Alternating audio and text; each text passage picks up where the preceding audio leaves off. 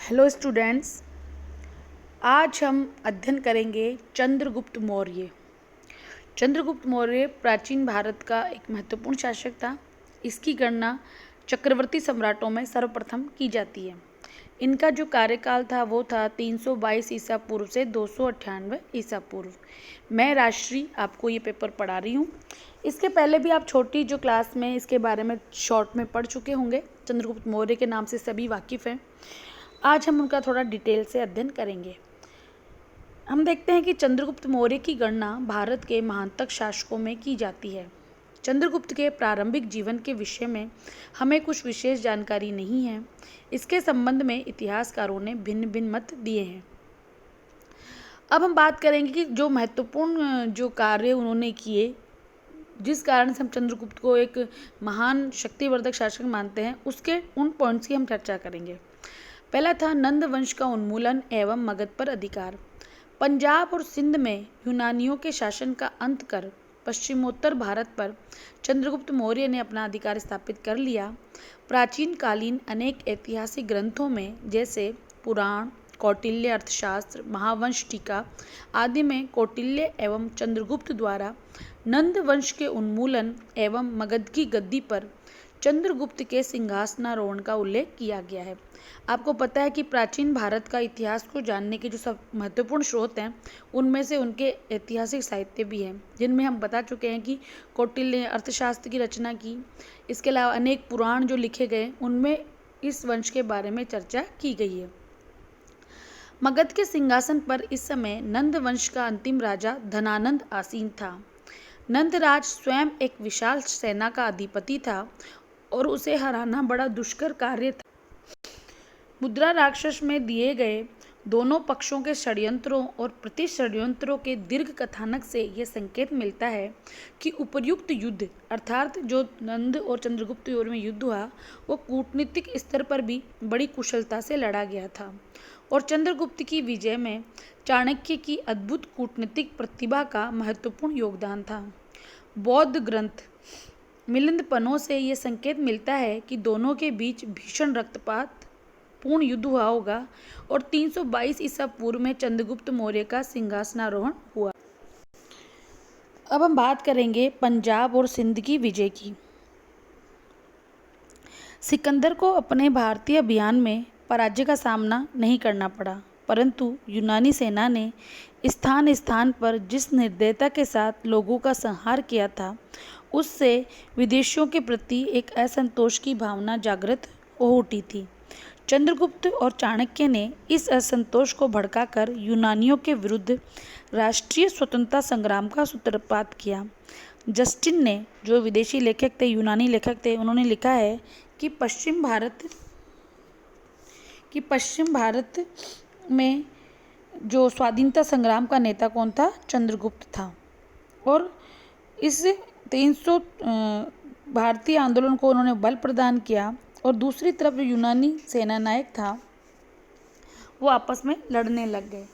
पश्चिमोत्तर भारत की जातियाँ युद्ध प्रिय थी और उन्होंने चंद्रगुप्त को एक शक्तिशाली सेना संगठित करने में इसलिए अधिक परिश्रम नहीं करना पड़ा। तो इस प्रकार देखते हैं कि पश्चिमोत्तर भारत में जो असंतोष फैला हुआ था विदेशियों के लिए, उसका जो चंद्रगुप्त ने उसने उसका फ़ायदा उठाया और वहाँ उस क्षेत्रों पर विजय प्राप्त कर ली।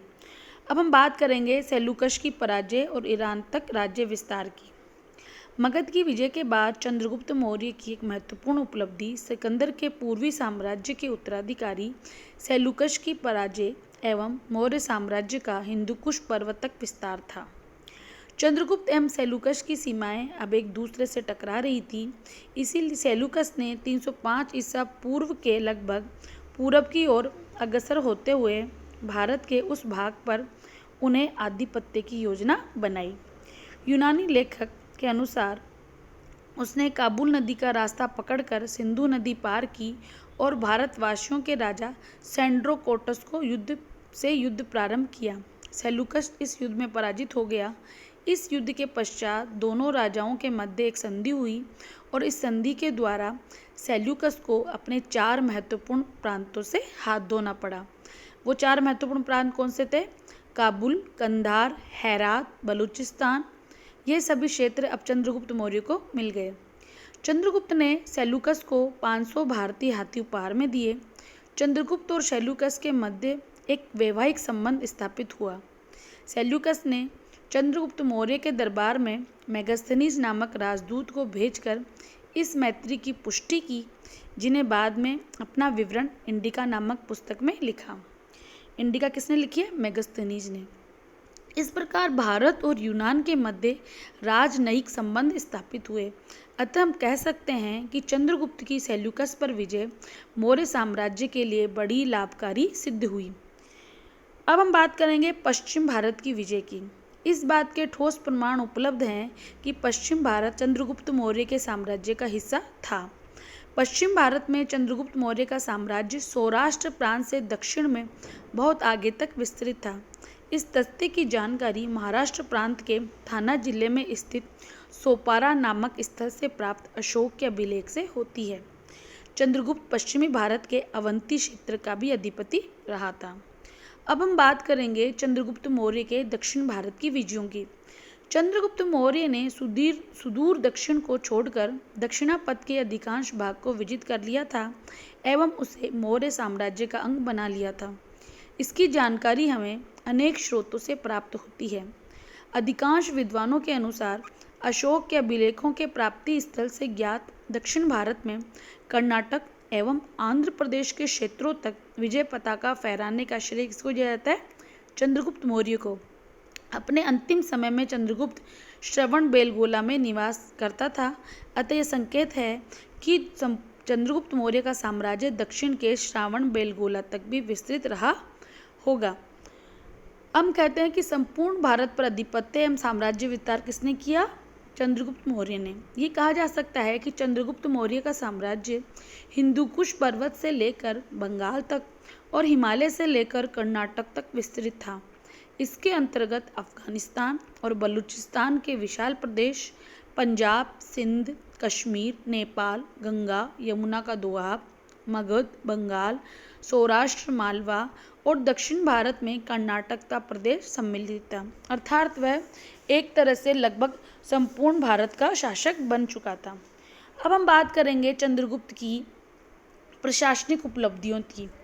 चंद्रगुप्त द्वारा स्थापित प्रशासन की मुख्य विशेषताएं हम इस प्रकार देख सकते हैं। पहला, उसने लोक कल्याणकारी राज्य की स्थापना का आदर्श रखा। दूसरा, सत्ता का अत्यधिक केंद्रीयकरण। तीसरा, विकसित अधिकारी तंत्र। चौथा, उचित एवं कठोर न्याय व्यवस्था। पांचवा, कुशल नगर प्रशासन।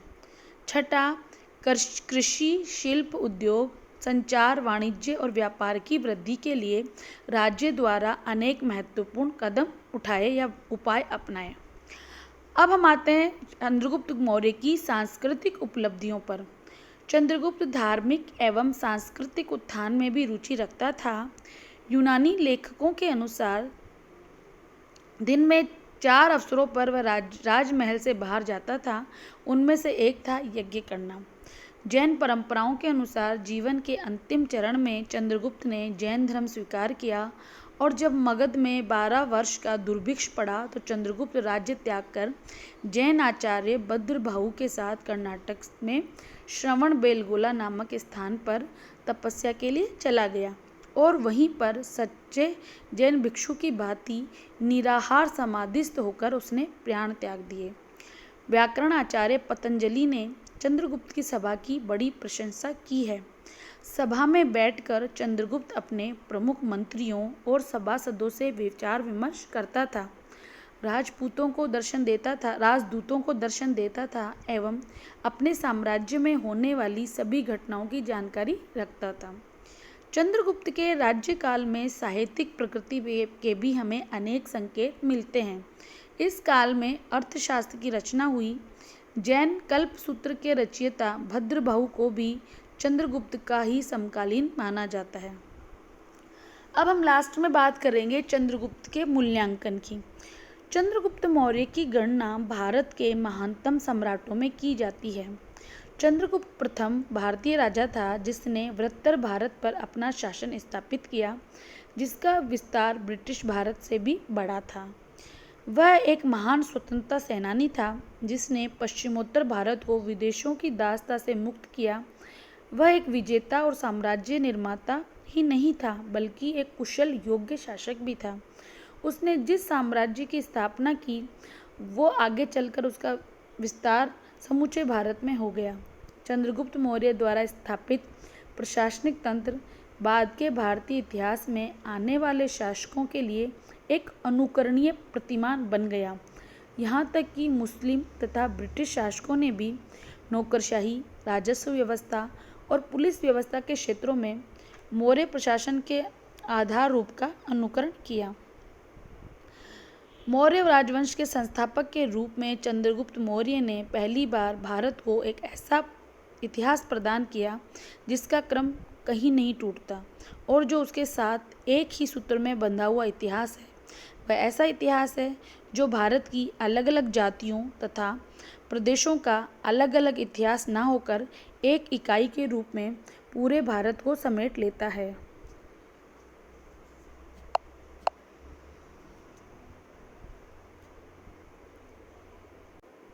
इस पूरा जो हमने इस अध्ययन किया इससे स्पष्ट होता है कि चंद्रगुप्त मौर्य किस प्रकार एक योग्य शासक था, क्योंकि उसने पश्चिमोत्तर भारत की विजय प्राप्त की, पंजाब और सिंध क्षेत्र की। मगध में उसने धनानंद को पराजित किया। उसके बाद उसने पश्चिम भारत में महाराष्ट्र तक उसका विस्तार था। इसके बाद हम देखते हैं कि उसने निरंतर आक्रमण करके भारत में कर्नाटक तक उसका साम्राज्य विस्तृत था। इसी प्रकार न केवल उसने विजयों पर ध्यान दिया अपितु उसने एक योग्य प्रशासन की नींव भी रखी। जो हमने प्रशासनिक क्षेत्रों में देखा कि किस प्रकार एक राज्य को बनाए रखा जा सकता है, किस प्रकार जो परोपकारी या लोक हितकारी कार्य किए जा सकते हैं और किस प्रकार जनता को संतुष्ट रखा जा सकता है। तो इस प्रकार उसने जो जनोपयोगी कार्य किए, जो साम्राज्य विस्तार किया, एक बृहत्तर भारत का निर्माण किया, इसलिए इतिहास में चंद्रगुप्त मौर्य एक महत्वपूर्ण शासक के रूप में प्रसिद्ध है और इसका स्थान जो मौर्य इतिहास में अद्वितीय है या भारतीय इतिहास में अद्वितीय है। और उसने जिस शासन की नींव रखी उसी कारण पूरा मौर्य साम्राज्य हम पढ़ते हैं, गुप्त वंश आगे पढ़ते हैं तो प्राचीन भारत के इतिहास में मौर्यों की जो स्थापना की वो मौर्य जो बाद में अशोक का हम जिक्र करेंगे, पर उसकी जो नींव किसने रखी वो चंद्रगुप्त मौर्य ने रखी और इसीलिए वह भारत का प्रथम चक्रवर्ती सम्राट माना जाता है। इसी के साथ ये टॉपिक खत्म होता है। धन्यवाद।